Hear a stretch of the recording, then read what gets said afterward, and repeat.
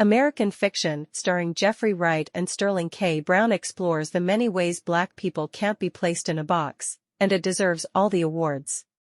With 5 major Oscar nominations to its name and a BAFTA win for Best Screenplay Adaptation, all the buzz that Cord Jefferson's glorious directorial debut American Fiction has been making ever since its release is about to hit a magnificent crescendo.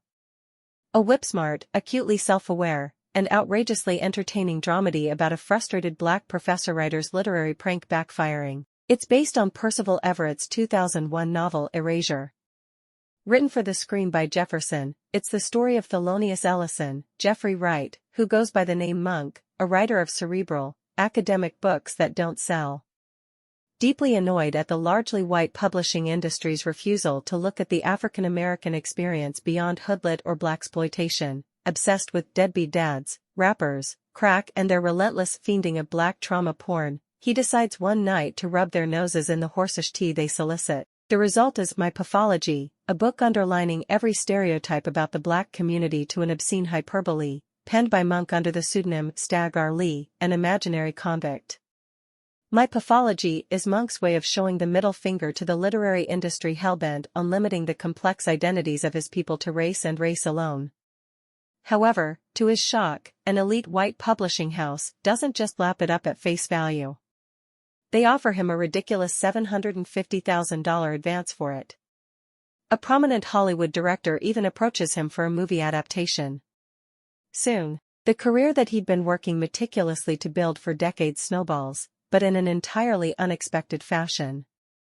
American Fiction is a caustic commentary on how we've fostered a culture that loves to strangle people in boxes, hammering the fullness, richness, and diversity of our human experience into a banal category. But Jefferson rests with all his might.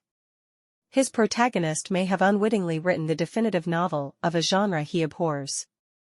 However, Jefferson makes no such folly. He ensures his film is about a lot more than the obvious racism. Along with Monk's professional disillusionment runs a parallel track of his highly educated, upper-middle-class family in turmoil. The way Jefferson seamlessly fuses the 2 dimensions of Monk's life is reminiscent of the recent Andrew Scott film All of Us Strangers, 2023. It's a heart-shattering portrait of a lonely screenwriter who begins to meet his dead parents in his old childhood home and talk to them about all the things he never could because they were killed in a car crash when he was only 12. Around the same time, he also begins to open up and fall for a young man who lives in the same building as him.